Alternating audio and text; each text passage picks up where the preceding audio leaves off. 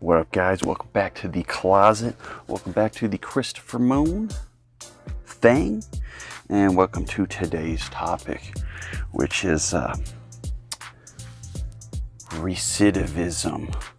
Or, messing up, going back, and getting re-hooked into your addictions, whatever it is. And I don't even know if that's the right term. I know they like to use that term recidivism once you're in court to say that, oh, you keep doing it, we're gonna bring that hammer down. But we're not gonna think about that. We're gonna think about it in another light. That is, everybody messes up sometimes. Sometimes you're walking a path and it's a little bit hard and you need something to take the edge off. And I really don't recommend it, because once you take that little bit of edge off, it's going to put you right back where you were. Because these drugs, this stuff, it pulls you right back to where you left off at. You don't get to start over in your drunkenness or your addictions. You start off right where you left off every time you pick it back up. So I wouldn't say go give it a shot, but sometimes life's kind of messed up. Sometimes you don't know what you're doing, what you're out there making the money for, what's going on, period. It's just like you got to keep going forward. But to what end? To what goals? To what? And I see it's easy to be pulled back in to drinking, to drugging, to just the bad things that we used to do. And it's not the best, but it's okay. It's okay. Everybody messes up. I fell off a lot of times before. I would always, especially with the Suboxone, like that was so hard. It's so hard, especially once, I was getting it at doctors, I could get it at a bar, I could get it down the street, I could get it from whoever, you could get it wherever, this stuff. And every time I started to feel that just horrible, just bad, I'd go and I'd have a little bit. And I'd feel better for a minute. It would help get me through that moment. But it would always drag me back in, and I would have to go through the same thing again and again to say, I need to quit this, because once I had the one to take that edge off, the next day I would have another one. And the next day, like, it's a multiplier.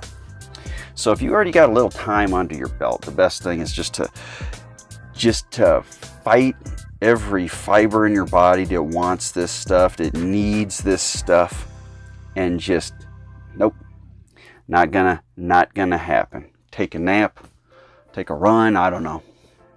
Take a Dr. Pepper, whatever you want. See, this is kind of recidivism for me.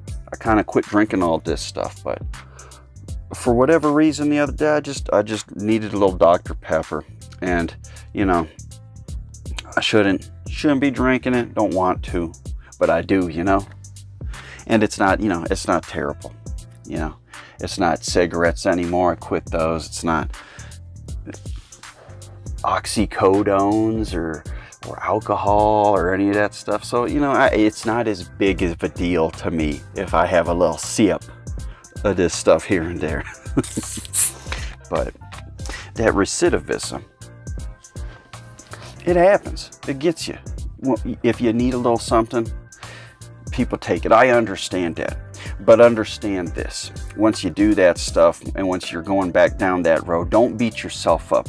Don't think all the negative stuff. Don't think you've just ruined all of the work that you've done. Because the work that you do is also picks back up where you left off. Because if you really wanted to quit, and you just couldn't make it that one day, and then it turns out that it's a week later, 2 weeks later, you're still doing the shit, you still need that little bit of help every day to not feel like death walking. Once you quit again, it's going to take you back to that headspace, take you back to where you were at. Like, it works a little different, that, you know, those fangs, those claws, they've still sunken themselves into you, but you know how to deal with it a little better now. Like, they're still going to have the same sink as that first time, but you're going to know. You're already fed up. You're going to be peeling that stuff off. And this time it might be a little easier. It might be a little harder. But set yourself up so it's a little bit easier, you know? You know, set yourself up like I did. I knew it was going to suck once I quit that last time. I knew all this stuff. So I got out my knife. Well, I don't have the knife that I had, but I got out my knife. And I took those little sheets and I would cut and have the smallest little slivers available to me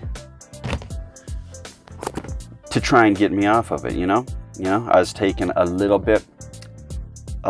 tiny sliver in the morning just to not have those sweats, a little tiny sliver in the afternoon. Then I went down to one of those little slivers once a day, in the middle of the day, only once I started feeling it.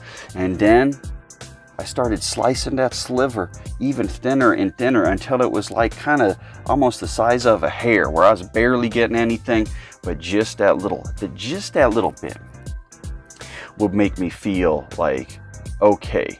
And then I got to a place where it was like, you know, this is pretty miserable having this hair-sized slice of Suboxone.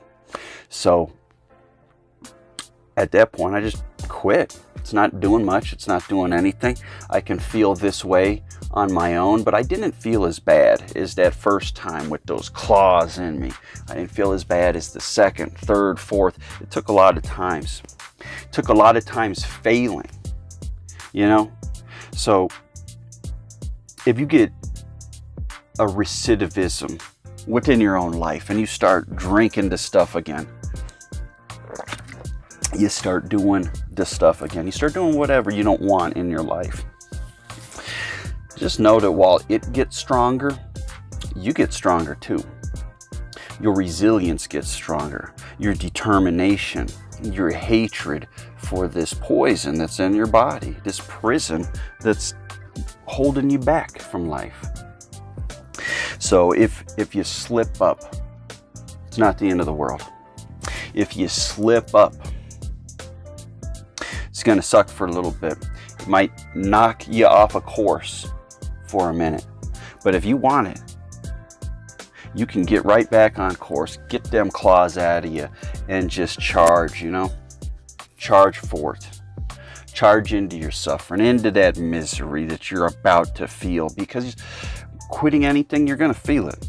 You know, it's not the fun ride, you know, going down the slide, you know, the alcohol slide, the oxycodone slide. That's easy. It's easy to get in there.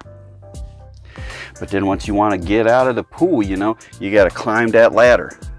You got to do a little bit of work. And then it's going to be cold outside of that pool. It's going to be weird, you know. People are going to be looking at you, judging you once you get out. You know, that's all it is. That's all it is. You just get up and you just keep going. Go to that towel, go to your chair, go dry off a little bit. Yeah, we all know that water's cold. We all know it, but forget it. It doesn't matter. It doesn't matter if it's whatever it is. It was an easy slide in. It's a little work to crawl out of there. Get out of that amusement park. Go back to your normal life, you know? So, you know, that's all I really got. If you do get stuck up this holiday season, you know, having a drink, going back in, doing whatever at all these holiday events coming up, don't beat yourself up. It's not the end of the world. You're going to be able to get back on that track just as easily as you got off of it, you know? It's just if you want it, though. Just if you want it. You can make it that easy. But I got faith in you. I got faith that you can do whatever you want. And I love you. I hope you have a nice, warm, cozy day.